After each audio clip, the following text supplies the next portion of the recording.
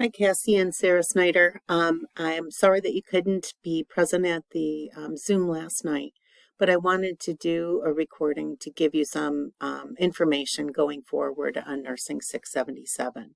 So, as you can see on the syllabus that you had received in email, the dates we're going to have available to take this course are May 22nd through August 17th. That doesn't mean you have to be on doing something each and every day. What that means is you're going to have the opportunity to do your clinical hours starting May probably 23rd or 24th, because there is something that you're going to need to do ahead of time.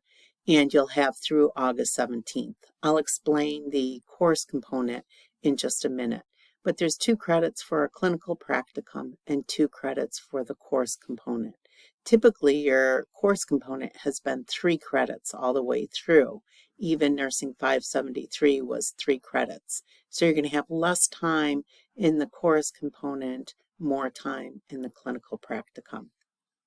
So I'm not going to read through all of this information. I'm just going to highlight some things. So the required text is Emotional Intelligence in Nursing. It's a great little text. It's it's more inexpensive, and it's very, very helpful. So we're definitely using that. I'm hoping that you already have the Houghton and Houghton APA the easy way, because you're going to need that for your final capstone project. And you can read and see that there's course objectives, so course outcomes at the end of this course, what you're going to be able to do. And then there are clinical objectives. So spend some time in looking at the clinical objectives. They're rather broad. So like transforming your reflections, knowledge, skills, and attitudes into purposeful, advanced, integrative nursing practice. So you can see that's a very broad. So remember that as you're planning your clinical hours. I'm going to go on to the practicum, clinical practicum assignments. So there's really 2 parts to your 2-credit clinical practicum. And according to the Pennsylvania Department of Education, we have to have a minimum of 90 hours for clinical practicum. So how I have it divided is there's 4 practicum modules. And you do need to do module number 1 before starting your clinical hours. So you need to complete practicum module number 1, which gives you a lot more information about the precepted clinical. So the other 3 practicum modules you can complete totally online, no preceptor required at all, at your own convenience as you go through this course, as long as they're done by the end. Then there are the 60 hours of precepted clinical. So yes, you need a preceptor. You should have received the preceptor policy. So it does need to be a graduate prepared or higher. So a master's in nursing is preferable, or higher, doctorate in nursing practice, PhD. For certain situations, if it's appropriate, a master's in social work, a physician may also be appropriate preceptors. Your preceptor acts as your guide to the organization. If we don't already have a clinical affiliation agreement, and Cassie, I know we have one with the VA, but Sarah, if we don't, we do have one for UPMC. But otherwise, if we need a clinical affiliation agreement, we will need to get that prior to you starting your clinical hours. So please let me know what you're thinking and where you're going to be completing your clinical hours. So your preceptor is a guide. You're not going to be glued at the hip. You're not going to be just, following your preceptor around. This is graduate education and the completion of leadership. Your preceptor will help you look at what your goals and objectives are, and will help you best find the individuals who can help you meet those goals and objectives. For instance, if you're whatever level of leadership you're at, if you're at a beginning level of leadership, if you're very experienced, you have different needs. You're going to have different goals and objectives. And your goals and objectives are, what do you still need to do to what information have you learned? What knowledge have you gained throughout this program that you need to apply to better build your skill as a nurse leader? So your nurse preceptors are, or your preceptors are going to help you with that. You're going to discuss your goals and aims with your preceptors, and they're going to say, hey, why don't you work with this person to really apply the skills of doing performance evaluations, for instance. So that is your guide. I am your clinical faculty, so I am, part of this process. So the practicum modules, the 4 practicum modules, are either complete or incomplete. Your own pace, except for one's got to be done prior to starting your clinical hours. It says that right here. You're going to, as you do your clinical hours, you're going to be doing a journal every time, and we'll talk a little bit more about that. And what you're going to be doing is demonstrating that you're meeting the competencies of a merciful nurse leader. And we'll also look at that in a bit more. So you will be doing a weekly journal. You're going to see a copy of what's included on that in the appendix. So let's keep going.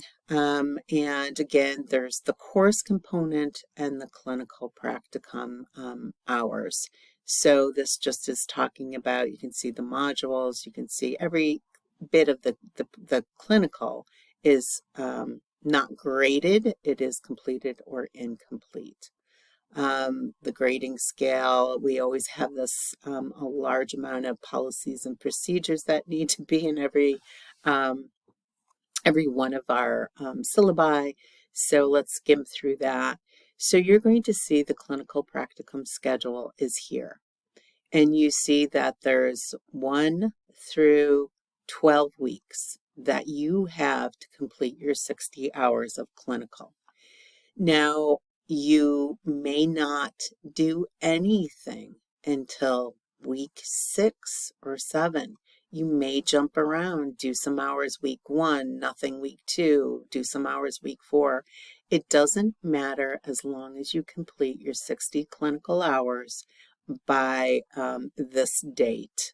And but every week I ask you to help me.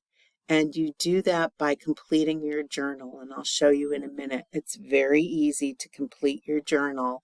If you're not doing hours, I still ask that you complete your journal. You just go on, you click on, and you put your name, and it'll say, did you do hours this week? And you say no. And that's it. It's sent to me. Now, if you do hours, say you only do an hour one day, 2 hours the next day, if in 1 week you want to just submit 1 journal, you can. If you want to complete a journal after every time that you're doing hours, there could be 2 journals in this 1 week. It doesn't matter to me, however it's easiest for you. But every week, and the dates are here, every week, so if you do clinical hours, even 2 clinical hours between May 29th and June 4th, you're going to submit a clinical journal. If you do not do any clinical hours May 29th through June 4th, you're still going to submit that journal just saying no hours. I hope that's clear. If you want to go on vacation for this week, feel free. That's, you really don't have to be doing anything until we come back from summer break. So on July 10th, we are going to start the course component. You might have finished all your clinical hours here and then just be doing your course component. You can still be doing your clinical hours as you complete your course component, but there is no learning units. There's nothing that you have to do until you get to these final 6 weeks. So please know that. And here is again the class. The learning units of the course begin in July, and we're going to be focusing on emotional intelligence. And you're going to be using your book, and we're going to be doing discussion boards, and it is going to be very typical but less work because it's 2 credits. And you're going to submit a final course reflection. There is also, you note, a capstone project, and you see that this is due by August 13th.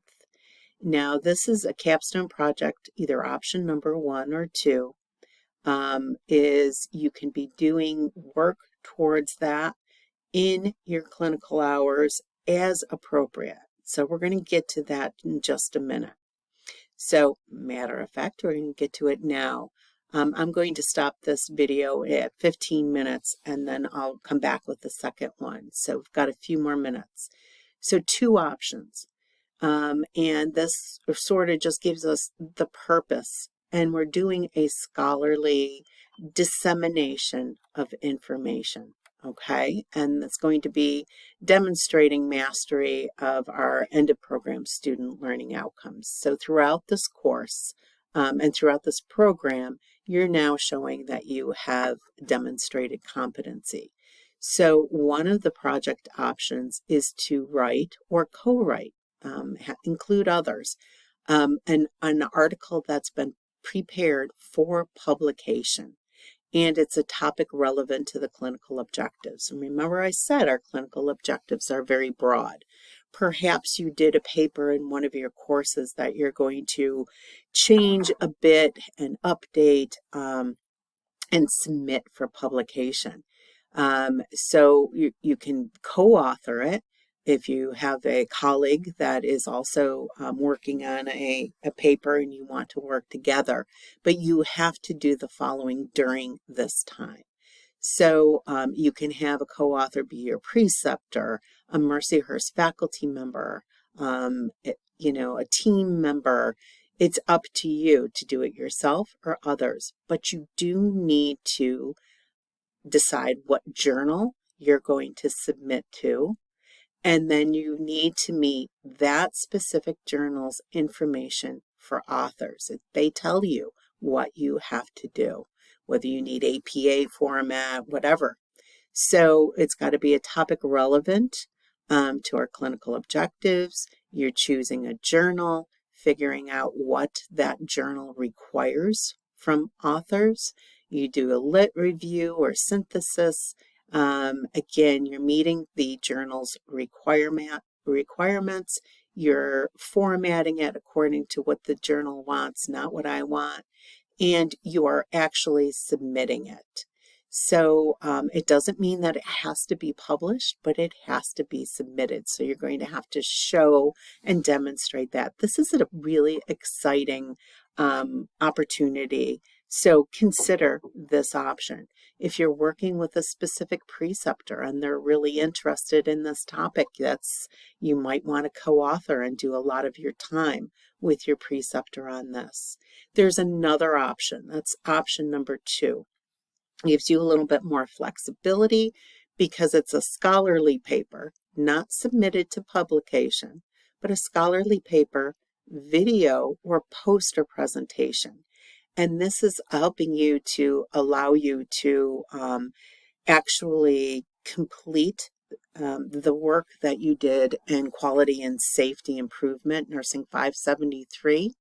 And you're going to be completing your initiative that you started. You're actually going to be putting it into place and then evaluating it. So you may want to go back to what you worked on for 573, and then you're going to, and maybe it's a new initiative. Maybe it's something for healthcare workers, workplace environment changes. We had one student who had done a quiet room, a meditation room, and it was there was a clip that was done on the news channel, and she had submitted that along with had done a poster presentation. So there's lots of flexibility. Think, look through the criteria, come back to me and let me know what you're thinking, and I can help you work on it. So here are the steps that you really took in 573. So maybe now is the time to resurrect 573's initiative and put it into place. We're going to stop right here, and there'll be another video. Thank you.